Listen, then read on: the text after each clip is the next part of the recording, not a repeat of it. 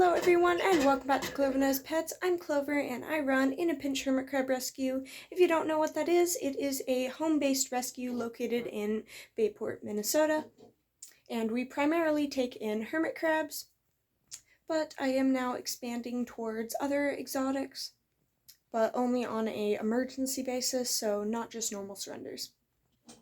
Anyways, today I'm going to be going over basic intake process, since I took in 2 more hermit crabs today. Also, please don't mind the noise in the background. Twig, the Egyptian spiny mouse, is running crazy on her wheel right now. Anyways, let's get started. So about a week ago, I was messaged about 2 hermit crabs that were needing a new home.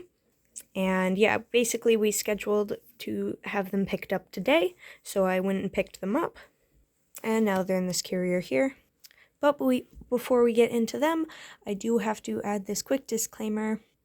I am going to be setting up a cage in this video. It is not a proper setup and is not how you should be caring for hermit crabs. It is a cage specifically for these guys' needs because these are are going to have to be rehabbed, not just quarantined, and therefore there is a very complicated process that goes along with that.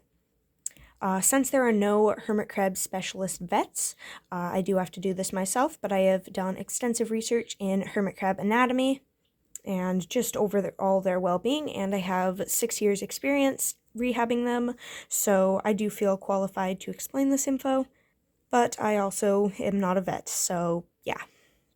Another thing, no hate for these owners. It was a kid, and I don't believe it was the adults or the kids' fault in this case. I think they honestly did what they could for the animals and then just felt they couldn't do it anymore, and so they did the right thing and rehomed them. No hate to these people. They did nothing wrong on purpose, so yeah. Anyways, let's get started. So first of all is up here. This is what the food they came with, or what they gave me with them.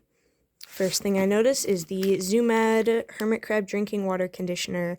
I actually used this when I first got hermit crabs 7 years ago. Yeah, this isn't safe, and I assume they were also using the saltwater one of this, same brand, and they sort of come together. Or wait, no, gosh, sorry, I assume they were also using the freshwater, or the drinking water one, because they give you these little sample packets when they give you the saltwater. I know I'm not making sense, but anyways, yeah, the ingredients on this are not safe, and this is not the product you should use. If you're looking to dechlorinate your hermit crab's water, you should use Sea Chem Prime, and if you're looking to add salt to it, you should be using Instant Ocean.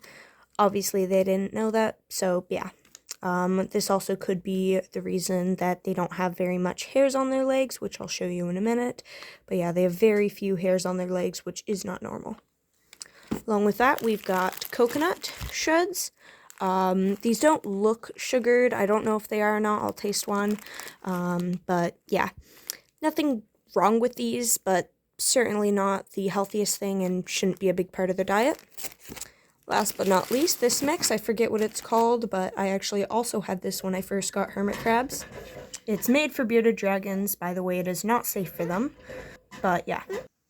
I don't remember if there are any preservatives in this, but overall it's really not a safe mix, and it also has garlic, so yeah, I honestly don't trust feeding it to the hermit crabs, or really any of my animals, but yeah.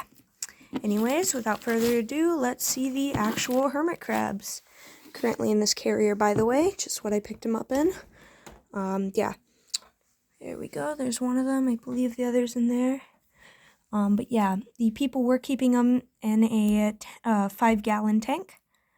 I honestly do think that these guys tried to give them a good life. The people were really nice and did have deep substrate, or well, at least as deep as you could fit in such a small tank. Yeah. They also had various climbing things, and I mean, on the plus side, they aren't using pellets, so that's something. Yeah, I was told that they got them from Petco, though, so, yeah.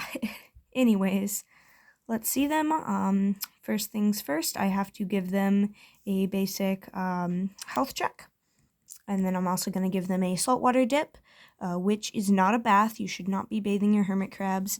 This is just to make sure that they don't have any parasites, because most parasites will either squirm or float away or get off or move away somehow, or make it obvious that they have parasites once they're dipped in salt water. Yeah. Anyways, let's get started. So this one out here is actually in the better of the two shells, but very, very weak, I noticed. Yeah, I do notice that he's pretty pale too, which could be from a recent molt, because I do see a lot of pink, but it could also be just improper diet or stress. But overall, he can move way further into the shell. I've tested earlier, and it's just not really active, very, very lethargic.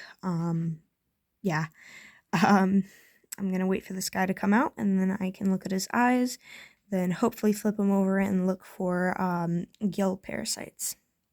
It's also important to mention that this is a purple pincher hermit crab, and he or she is in a oval shell, so an oval opening, when they normally choose turbo shells, which are O opening shells.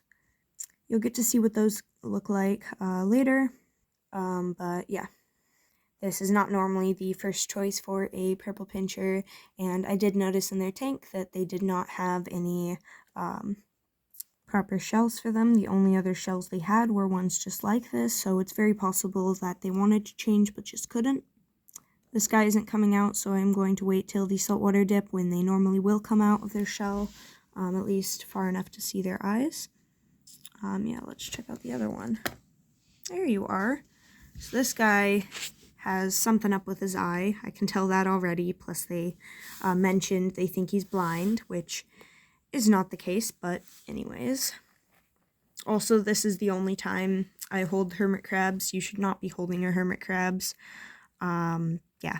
Anyways, like I mentioned before, very, very, very minimal hair on their legs, which isn't normal, and for a hermit crab that has such deep colors in his legs, there should not be that much pink.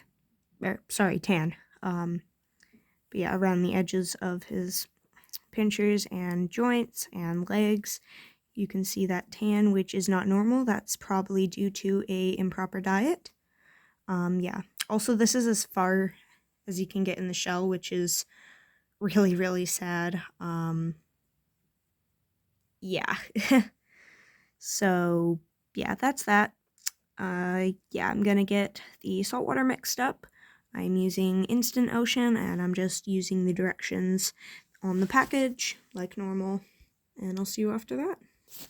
Alright, there we go. I just used basic Instant Ocean, mixed it up like you're supposed to, and I have it set in this little critter keeper.